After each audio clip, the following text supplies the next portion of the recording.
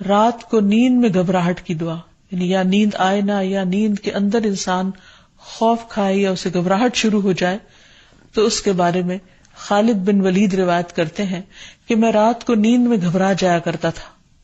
پھر میں نبی صلی اللہ علیہ وسلم کے پاس حاضر ہوا تو میں نے عرض کیا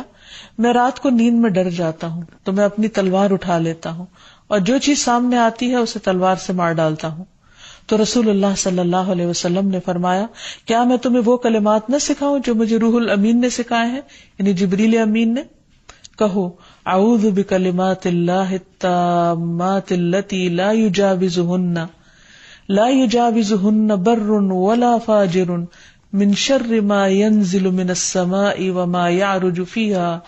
ومن شر فتن الليل والنهار ومن كل طارق الا طارقا يطرق بخير يا رحمن. میں اللہ کے تمام کلمات کے ذریعے پناہ مانگتا ہوں جن سے آگے نہ کوئی نیک اور نہ کوئی فاجر بڑھ سکتا ہے، ان تمام چیزوں کے شر سے جو آسمان سے اترتی ہیں اور جو آسمان کی طرف چڑھتی ہیں،